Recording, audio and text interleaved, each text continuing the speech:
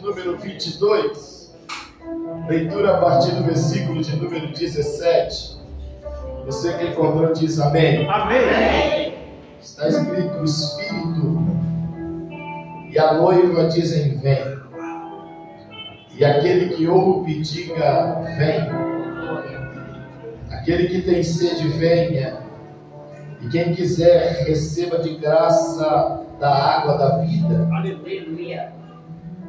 Eu, a todo aquele que ouve as palavras da profecia deste livro, testifico: se alguém lhes fizer qualquer acréscimo, Deus lhe acrescentará os flagelos escritos neste livro.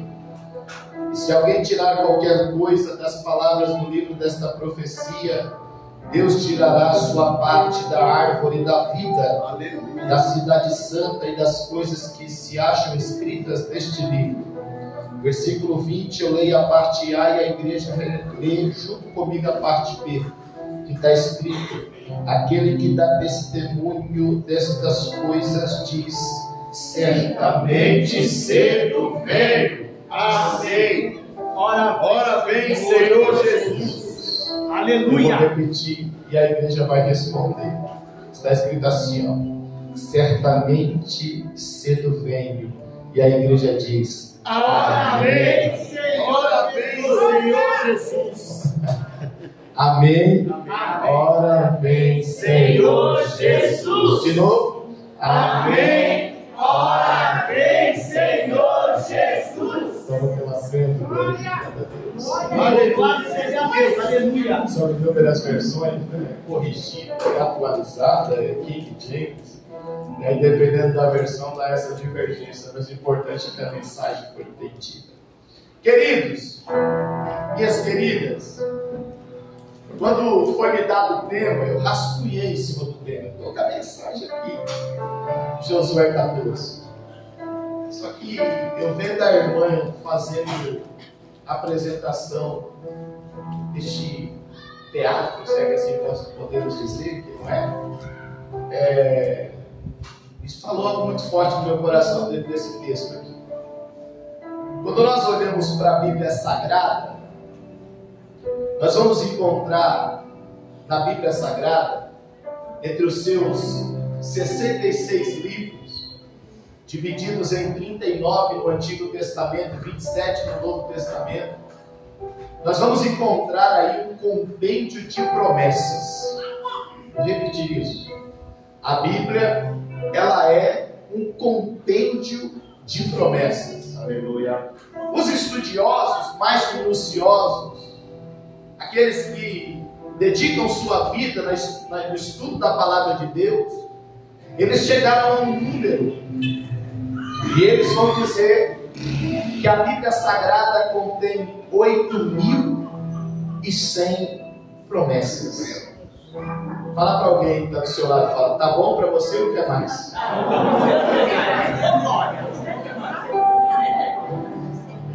Quer dizer que quando você vem para a igreja com a sua Bíblia debaixo do braço, você está trazendo com você 8.100 promessas. Quando nós olhamos para essas promessas, para esse montante, o que nós precisamos entender? Que 3 dessas promessas estão diretamente ligadas à igreja. A igreja de modo coletivo, a igreja de modo institucional. 3 dessas promessas estão ligadas à igreja. 2 dessas promessas já se cumpriram. E se cumpriram à risca, restando apenas o cumprimento de uma promessa.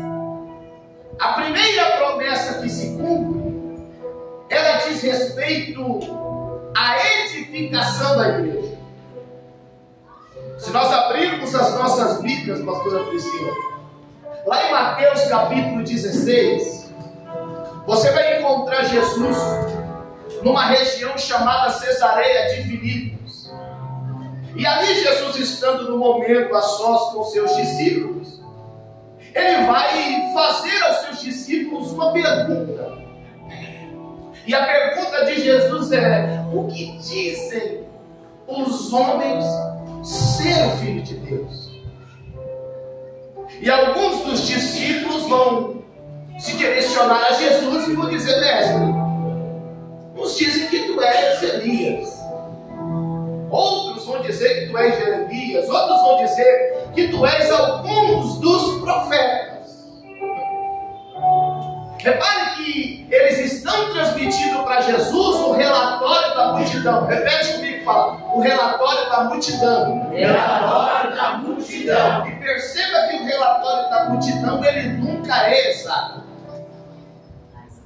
E por que o relatório da multidão não é exato? Porque a multidão está distante. Vou repetir isso. A multidão está distante. E quem está distante nunca vai ter uma visão correta de quem ele é. É verdade. Sente Deus. É por isso que se você perguntar para alguém que está no mundo, para alguém que não está na igreja, para alguém que não serve, a pessoa vai olhar para você e vai dizer: para mim Jesus é um espírito iluminado, para mim Jesus é qualquer um profeta, para mim Jesus ele foi um bom homem, para mim Jesus ele é um psicólogo. Mas você não pode se irritar com essa pessoa. Por quê? Porque ela está distante. É verdade. Só que no meio daquela turma tinha alguém, e o nome dele era Simão Pedro. E Simão Pedro, diante da pergunta, ele levanta a mão e fala: Senhor, tu és o Cristo, o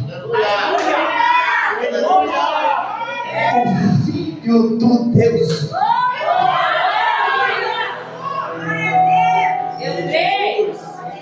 Repete comigo e fala: relatório do discípulo. Relatório do discípulo. E qual que é o relatório do discípulo? É um relatório correto. Por quê? Porque o discípulo está perto. Pega na mão de alguém que está perto, levanta em cima e fala para ele, fala: quem está perto sabe com exatidão quem ele é. Quem ele é. O Deus do pregador quer ser seu Deus. O Deus do pastor quer ser seu Deus. É por isso que Deus está dizendo para alguém: ao invés de ficar vivendo de especulações e ideias dos outros, se aproxima. Se aproxima. Se aproxima. Aponta o dedo para alguém e fala para ele: Deus vai se revelar para você de uma forma que você ainda não conhece. Aleluia!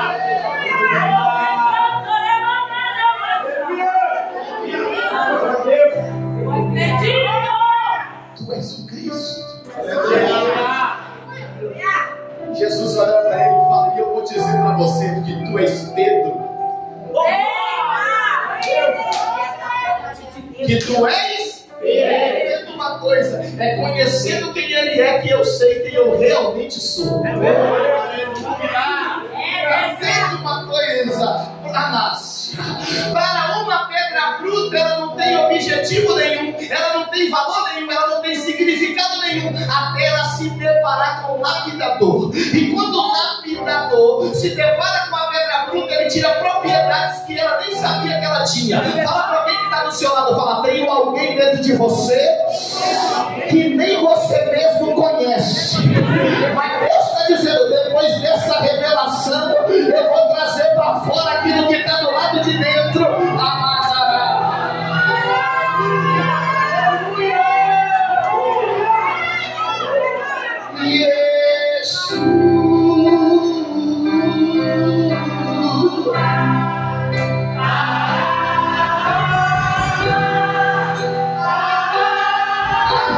Levanta a tua mão. Essa igreja vai viver um período de revelação.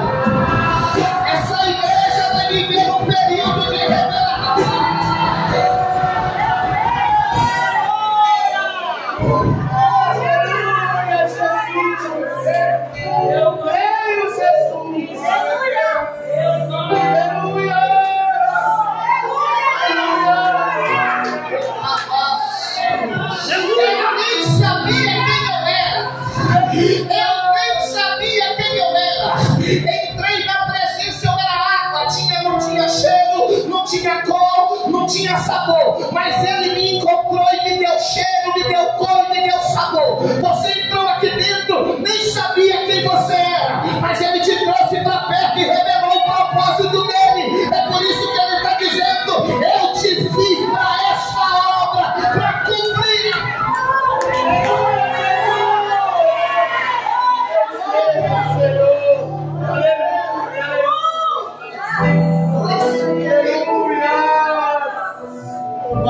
Senhor, e sobre esta pedra eu edificarei a minha igreja.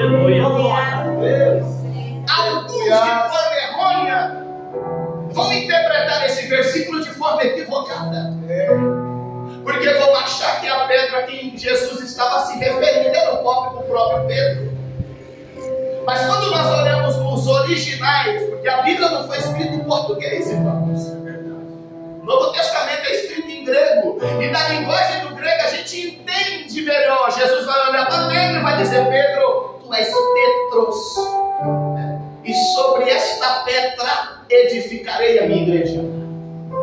Quando Jesus olha para Pedro e fala: tu és Petros, ele faz um trocadilho de palavras, ele fala: tu és Petros. O que Jesus está dizendo? Jesus está dizendo: tu és fragmento de rocha.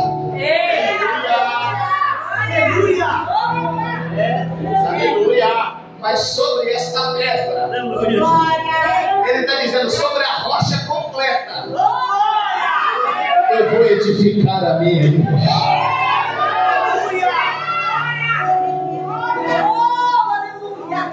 Sabe o que eu entendo? O que Jesus está dizendo? Ele está dizendo para nós que a igreja não seria edificada sobre fragmentos. Vou repetir isso: a igreja não seria edificada sobre fragmentos.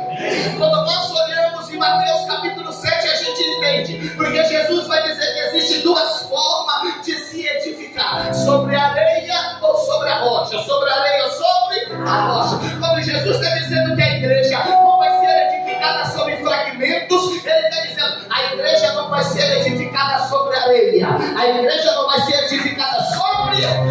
Aí você levanta a mão e eu continuo dizendo que se a igreja fosse edificada sobre fragmentos, ela não resistiria à perseguição dos romanos, ela não resistiria ao Coliseu, ela não resistiria às trevas, ela não resistiria às feras, ela não resistiria a todos os ataques. É por isso que a igreja não está edificada sobre homens, a igreja está edificada sobre o nome de Jesus, sobre a pessoa bendita de Jesus, sobre a rocha inabalável, sobre a pedra que foi rejeitada pelos edificadores, mas que foi carimbada e aceita por aquele que está no céu. Aí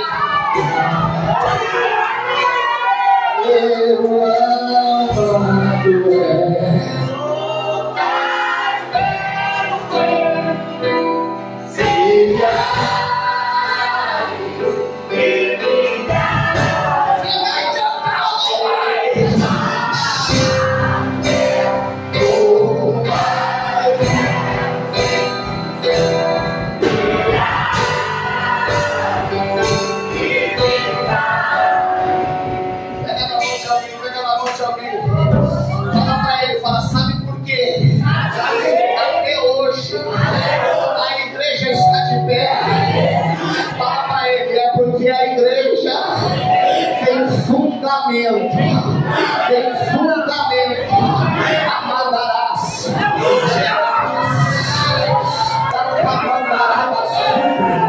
é por isso que Jesus não se apresentou como marceneiro, porque marceneiro está preocupado com a aparência, usa esmalte, usa verniz, mas Jesus não é marceneiro, Jesus é carpinteiro, e carpinteiro está preocupado com estrutura,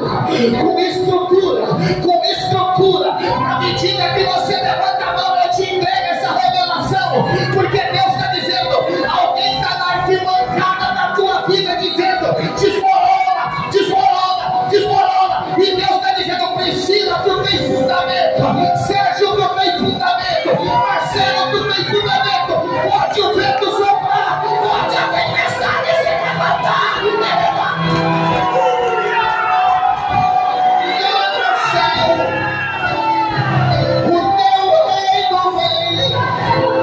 Nossa bênção!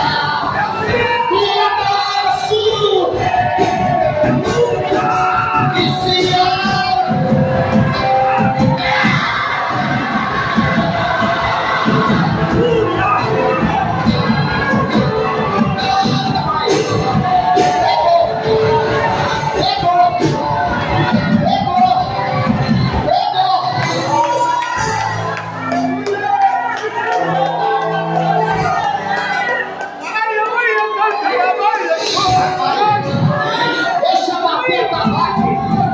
Deixa fazer trabalho na esquina. Deixa acender fogo vermelho. Deixa fazer o que quiser que fazer. Falar com o que quiser falar. Já tem gente ameaçando. Vamos invadir. Vamos invadir. E Deus está dizendo: pode invadir. Porque aqui tem estrutura. Porque aqui tem estrutura.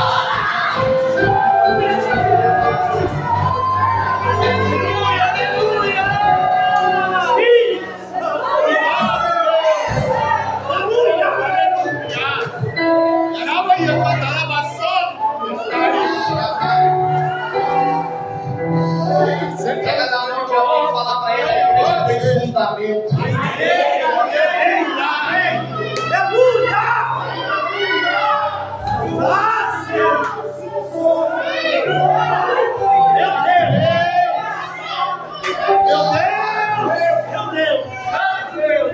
Parece que uma vez uma mulher chegou para mim e falou: Tiago, eu não gosto da igreja. Eu falei: entra na fila.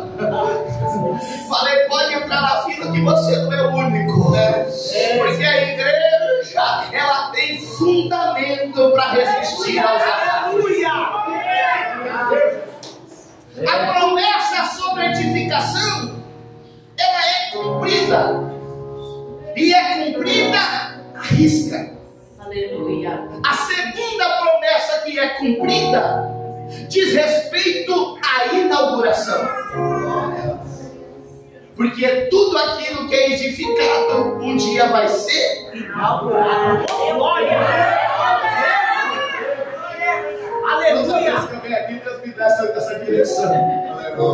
Fala para alguém que está do seu lado: fala, vai ser inaugurado.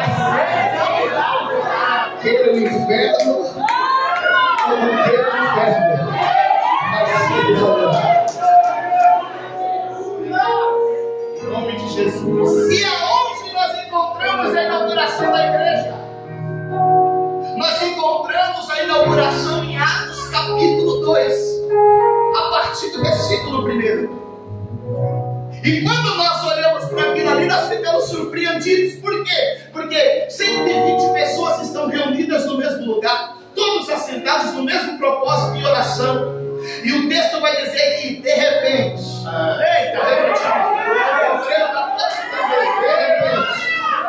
de repente, ouviu-se do céu um som como de vento violento e impetuoso, que encheu toda a casa em que estavam assentados.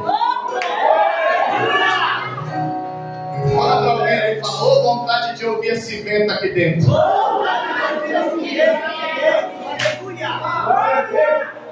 O texto vai mostrar que para fazer a inauguração, para cortar a fita vermelha, Deus não vai usar tesoura.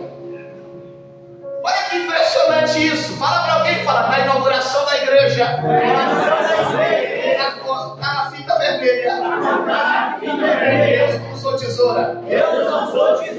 E se não usou tesoura, usou o que, Tiago Maia? Eu te respondo: usou fogo.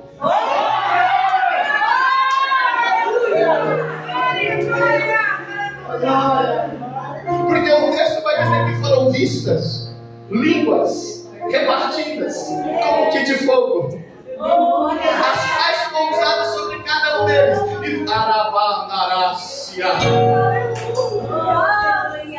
Porque para inaugurar a igreja, Jesus não usa tesoura, ele usa. Aí talvez você olhe para mim e fala: Tiago, faz um resumo da história da igreja. Agora é fogo no começo, é fogo no meio e fogo no final.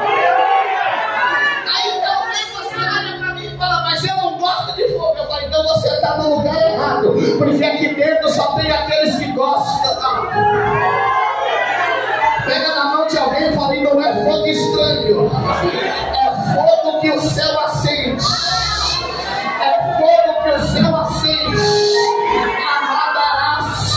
E se o céu já acendeu, a minha incapácia, a minha tarefa e a sua tarefa é manter o fogo aceso.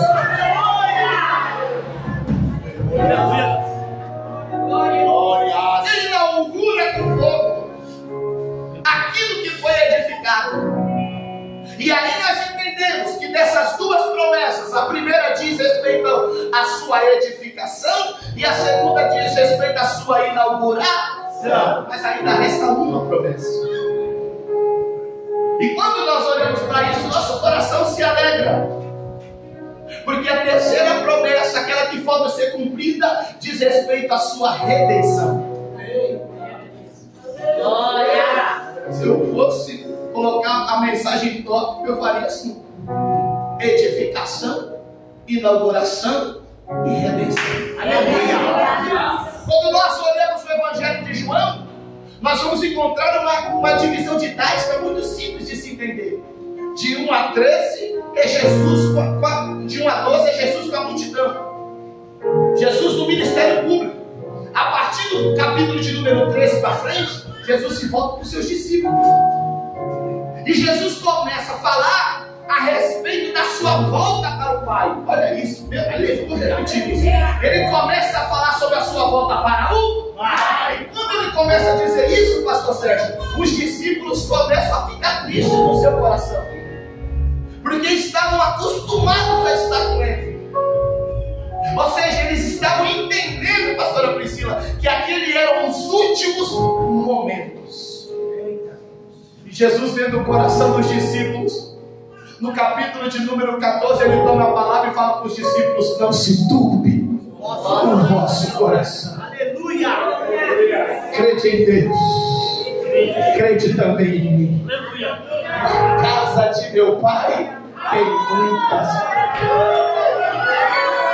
Fala para alguém que está perto, fala: bola de aluguel, bola de favor. Aponta para o céu e fala para ele: lá em cima tem muitas.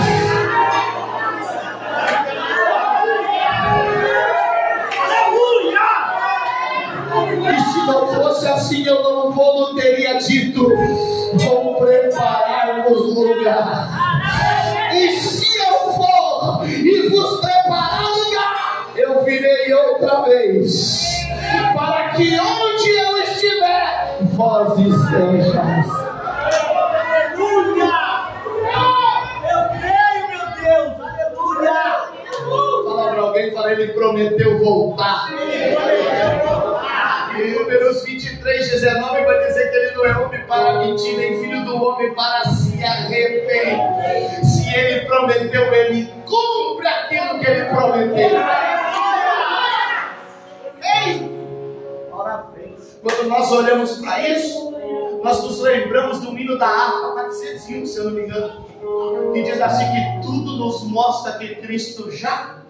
É por isso que Paulo, escrevendo a Tito, no capítulo 2, versículo 13, ele vai dizer: aguardando a bem-aventurada esperança e o aparecimento da glória do grande Deus, o nosso Salvador Jesus. Aleluia! E diante disso que está acontecendo, eu entro no texto que eu li. Meu Deus, olha o tanto tempo que eu tomei para entrar. E o texto vai dizer no versículo 17 que o Espírito e a noiva dizem: vem! Aleluia! Vem, Senhor! Louvado seja Deus! Maravilhoso! Aleluia! Eu não sou daqui. Ele vem me buscar. Canta isso para o inferno ouvir. Aqui na casa voltarei. Ele vem me buscar.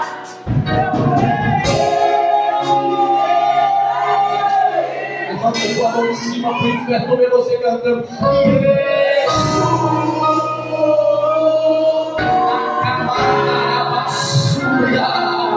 Eu tô vendo alguém chorando já. Eu já tô vendo alguém amando.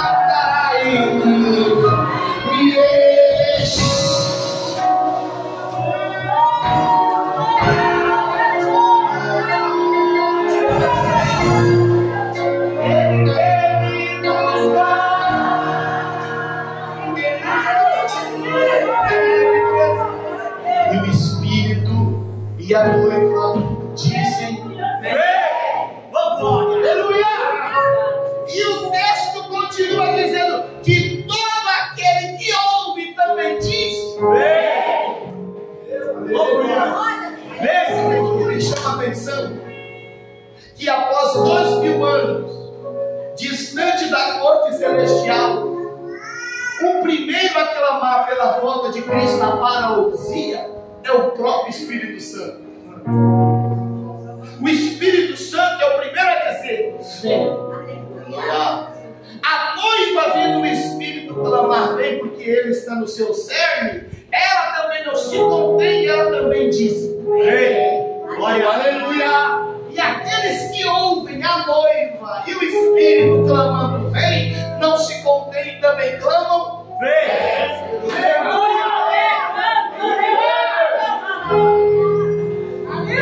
Fala para alguém, fala: para você é vem. Fala para ele, fala: para você é vem. Ou espera um pouquinho mais. Porque tem gente dizendo: deixa eu ficar rico primeiro, deixa eu terminar minha faculdade primeiro, deixa eu comprar minha casa primeiro. Falar: fica você com a sua casa, com a sua faculdade. Quem gosta de terra é minhoca. Eu tô querendo mesmo é morar.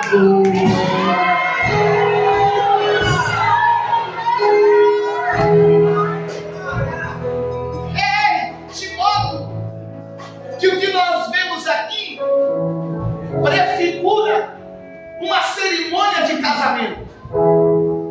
O Espírito que clama vem representa o amigo do noivo. A igreja, a noiva que clama vem representa a igreja, ou seja, é a noiva do noivo. E aquele que está sendo chamado representa o próprio Cristo, que é o noivo. E os outros que ouvem isso e não conseguem se conter, representa os convidados para este casamento. Glória a Deus. É uma cena de casamento. Repete comigo, fala: é casamento. É casamento. Aí eu entro em Apocalipse 19:7 e eu encontro uma declaração. E a declaração diz assim, ó: regozijemo-nos e alegremo-nos. Por quê? Porque chegadas são as bodas do Cordeiro. E a noiva já se preparou. Aleluia! E sabe o que eu entendo? Que esse diálogo, pastor Sérgio, de 19:7 de Apocalipse, ele não está acontecendo na terra, ele está acontecendo no céu. Aleluia! É isso que eu quero. Então eu entendo que através desse diálogo existe uma expectativa do céu a respeito da noiva. É forte. Quem aqui já foi no casamento? Eu tenho certeza que quando você vai no casamento você não fica aguardando o padrinho. Não veja a hora de entrar o padrinho. Eita Deus. Não veja a hora de entrar o DJ. Não veja a hora de entrar o fotógrafo. É assim? Todo mundo está querendo ver? Alguém fala que existe uma expectativa no céu a teu respeito.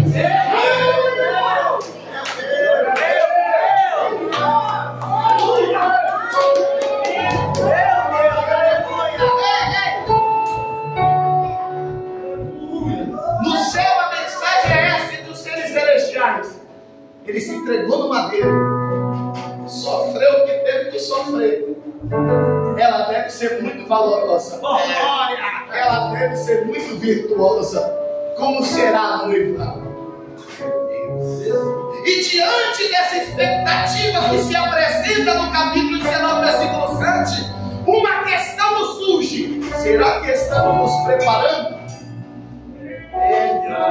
Fala para alguém, fala: está se preparando ou vai chegar de qualquer jeito?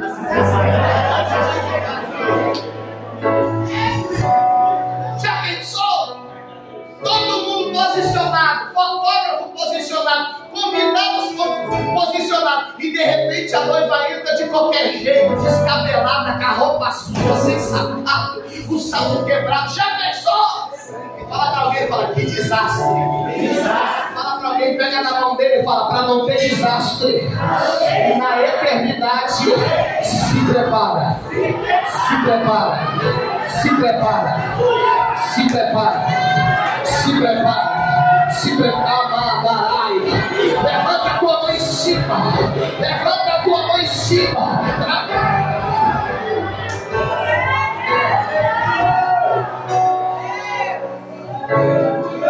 Louvado é o Senhor. Para essa preparação, o noivo usava o seu amigo, ou seja, o amigo do noivo. E quem é o amigo do noivo? É o Espírito Santo. Então é por isso que o Espírito Santo atua no meio da igreja. Oh, glória. Porque ele tem um papel fundamental. Qual que é o papel dele? Preparar. É por isso que Paulo, pastor Priscila, vai dizer assim: não apagueis o Espírito. Aleluia. Só que para esse casamento, Marcelo, acontecer, ele tinha algumas condições. E a primeira condição que existia era o pagamento de um dote. O que é o dote? É um preço que o pai da noiva estipulava para que o pretendente pudesse dar início à cerimônia de casamento. Esse preço deveria ser pago, deveria ser pago. E quando o pai faz isso, não é que ele está vendendo a filha. Eita. Quando o pai faz isso, ele está atribuindo a ela valor. Ó, ele está dizendo: você tem valor. Fala para alguém, fala: você tem valor. Você tem valor. E quando nós olhamos em relação à igreja, a pergunta que nos vem é: será que Jesus pagou o preço? Aleluia.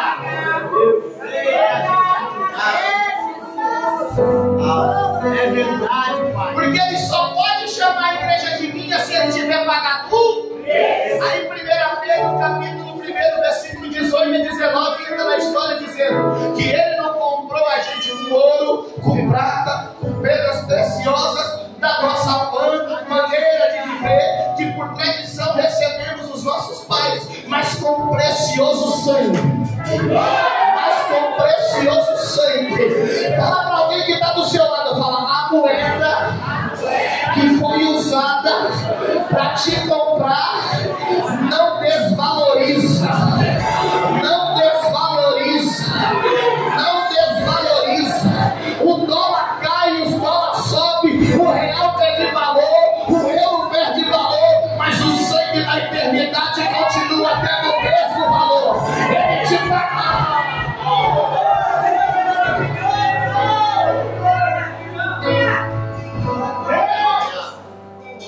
Fala aí: você tem dono. Você tem dono. Fala direito: você tem dono. Oh, glória. Isso, que Jesus é o único. Vou repetir isso: Jesus é o único que pode olhar para a igreja e dizer: ela é minha. O único que pode usar o pronome possessivo minha em relação à igreja é Deus. Um dia um pastor chegando em mim e falando: na minha igreja ele não prega. Que o Espírito Santo falou para mim no meu coração: pergunta para ele qual foi o madeiro que ele morreu. É forte. Quantos cravos ele recebeu? Fala para alguém que está do seu lado: fala, ter a chave da igreja não te faz dono dela. Porque ela tem dono. Porque ela tem dono. Levanta a tua mão. Levanta a tua mão, porque você tem um dono. Porque você tem um dono. A igreja, semeando boas novas, tem um dono. E sabe o que Deus está dizendo? E o dono, ele tem ciúme de você.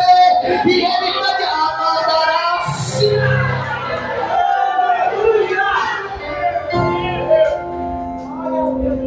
Deus maravilhoso. Que a gente tem que evitar flertar com a igreja. Já viu isso, pastora Priscila? De alguém chegar e falar assim: a igreja sem você não é nada. Se você não vier, o culto não acontece. Uma vez a irmã falou isso para mim, eu falei: misericórdia. Fala para alguém: cuidado com flerte. Por que cuidado com flerte? Porque tem gente que fica tentando ganhar a noiva. E a noiva, ela já tem dono. Jesus não chamou a gente para substituí-lo. Jesus chamou a gente para representar. Ele é o dono. E pelo fato de ele ser o dono, ele investe naquilo que é dele. E para fazer o investimento, ele usa o seu amigo. Quem é o amigo? O Espírito Santo. Qual que era o papel do amigo? Os dois ficavam distantes um do outro. Olha que cena linda. E o amigo vinha e recebia ornamentos, adornos do noivo. E ele pegava e entregava para ele e falava: vai lá, leva para ela. Leva para ela. Aí fica para mim, para quem não casou ainda, né? Já que quer casar, então investe. Ó Jesus te dando um ensino aí, ó. Ele está investindo. E todos os adornos que ele levava para ela tinham uma epígrafe escrita assim, ó: consagrada a mim. Oh, glória. Aleluia. Fala para alguém que é bobo nem nada. É bobo nem nada. É verdade. Tudo que ela usava, pastor Sérgio, estava escrito consagrada a mim. Oh, aleluia. Será que Jesus investe na igreja? E quando nós olhamos dentro da Bíblia Sagrada, nós encontramos dons e frutos. Dons e frutos. E tudo isso é o quê? É investimento do noivo. Aleluia. E sabe o que me preocupa? Quando eu vejo alguém criticando os dons no meio da igreja. Para que fala em línguas? Para que entrega profecia? Para que usa o dom de cura? E Jesus está dizendo: está usando porque foi eu que me entreguei. Fala para alguém, fala: tome cuidado. Tome cuidado ao criticar os presentes do noivo. Porque tem gente dizendo que profecia não existe mais, que cura não acontece mais, que milagre não acontece mais. É gente que quer implantar a incredulidade no meio da igreja. Mas entenda uma coisa: a igreja não precisa se preocupar com a opinião dos críticos. Vou repetir: a igreja não precisa se preocupar com a opinião dos críticos. Vou repetir: a igreja não precisa se preocupar com a opinião. Porque enquanto tem alguém criticando, o noivo está de pé do lado do pai dizendo: olha como ela está bonita, olha como ela está bonita, olha como ela está bonita. Já tem alguém com a mão levantada para isso, e ele está dizendo: vou deixar ela ainda mais bonita. Vai fazer o que, filho? Vou dar mais dons, vou dar mais dons, vou dar mais. Alguém já está recebendo isso? Alguém já está recebendo isso? Porque ele está dizendo: quem não fala em línguas vai começar a falar agora. Para cá mandará uma súbria.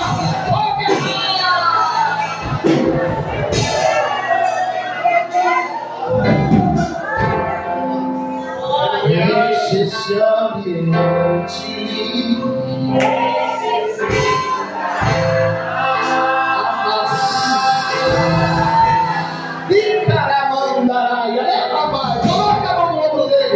Te damos livre.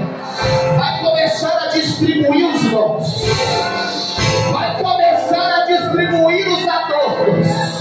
Amandarai, enche esse ambiente, assobriai. Eu estou vendo graça no meio da igreja. Eu estou vendo graça no meio da igreja. Agora. Te damos liberdade. E caminhará na súbria. Vai passar de mão para mão. Vai passar de mão para mão. Fazer o que melhor que Deus fazer.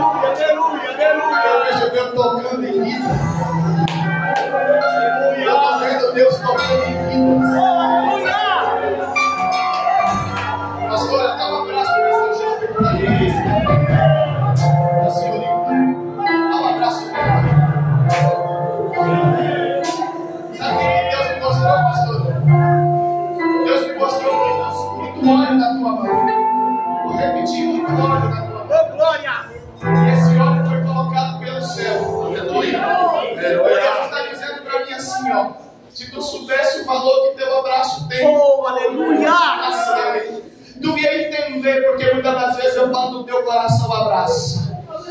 Abraça essa jovenzinha aí. Porque na medida que ela abraça, eu vejo o Espírito de depressão só passando. A vontade do inimigo era deixar ela dependente do remédio ainda com pouca idade. Só que Deus está dizendo para mim, através de um abraço, eu estou arrancando o Espírito de Deus.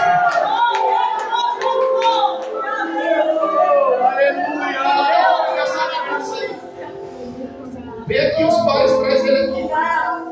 Traz o altar por aqui. Pastor Sérgio vai colocar a mão na cabeça dele. Oh, ele já está sabe. Oh, aleluia!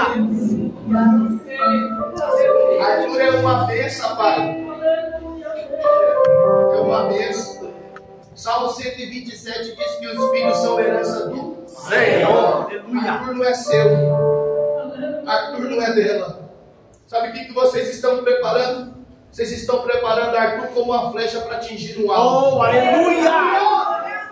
Sabe o que Deus está dizendo para mim? Ele está dizendo que o futuro desse menino está garantido. Oh, grandes foram as marcas que a vida fez em você. Profundas foram as marcas que a vida fez em você. E Deus ouviu ela dizendo em oração, quando ela estava em Aramácia, dizendo: Deus, eu não desejo metade do que eu passei com meu filho. E Deus está dizendo: não vai passar não, filha. Porque quando tu consagrou no altar, eu já disse: é meu. À medida que o Senhor coloca a mão na cabeça dele, coloca a mão, meu pastor, eu vejo Deus curando. Porque do alto da cabeça até as plantas dos pés, Deus está dizendo: tem saúde. E essa saúde que emana do céu, emana do trono, emana do altar. Deus está dizendo: amarga, sobreai. Não se espanta, viu? Quando vê pregar ainda muito pequeno. Não se espanta quando vê falar do meu nome ainda muito pequeno. Porque Deus está dizendo: aquilo que é meu eu tomo e eu cuido. Recebe em nome de Deus. Um abraço dele para você. Levanta a tua mão, e se precisar, é só chamar. Não preciso de formalidade. Eu quero te dar.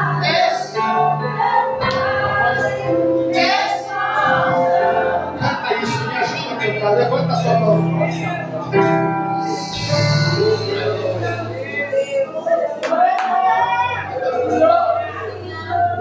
Deus falou para mim assim, ó, que por esses dias o inimigo tem tentado apagar teu sorriso.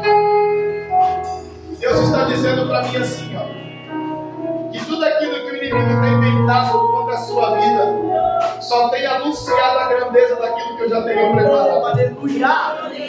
Sabe o que Deus está dizendo para mim? Que antes do virar deste ano tu vai ter uma grande surpresa. E tu vai ver Deus intervindo na tua vida financeira de forma tão miraculosa que alguém vai olhar e vai dizer: isso só pode ser Deus. E Deus está dizendo para mim que Ele ouviu quando tu estava cantando o hino e dizendo: Deus, que está precisando disso sou eu. E Ele está dizendo: é por isso que eu sou seu pai. É por isso que eu sou seu pai.